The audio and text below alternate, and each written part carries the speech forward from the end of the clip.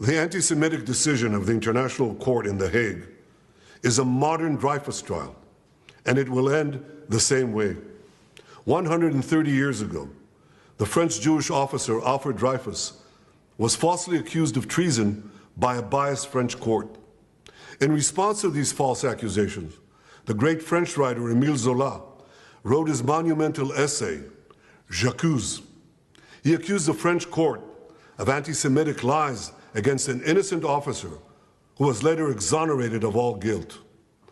Now an international court in The Hague, also headed by a French judge, is repeating this outrageous offense. It is falsely accusing me, the democratically elected Prime Minister of the State of Israel, and Israel's former Defense Minister, Yoav Gallant, of deliberately targeting civilians. This when we do everything in our power to avoid civilian casualties. We issue millions of text messages, phone calls, leaflets to the citizens of Gaza to get them out of harm's way, while the Hamas terrorists do everything in their power to keep them in harm's way, including shooting them, using them as human shields. The court in The Hague accuses us of a deliberate policy of starvation. This when we've supplied Gaza with 700,000 tons of food to feed the people of Gaza. That's 3,200 calories for every man, woman, and child in Gaza. And these supplies are routinely looted by Hamas terrorists who deprive their people of much-needed food. Yet just in the last few weeks, Israel facilitated the vaccination of 97% of the people of Gaza against polio. This doesn't prevent the court of accusing us of genocide. What in God's name are they talking about in The Hague? The truth is simple. No war is more just than the war that Israel has been waging in Gaza after Hamas attacked us unprovoked, launching the worst massacre against the Jewish people since the Holocaust. The decision to issue an arrest warrant against me, the democratically elected Prime Minister of the State of Israel, and our former Defense Minister, was made by a rogue prosecutor who's trying to extricate himself from sexual harassment charges, and by biased judges who are motivated by anti-Semitic sentiments against the one and only Jewish state. These judges did nothing.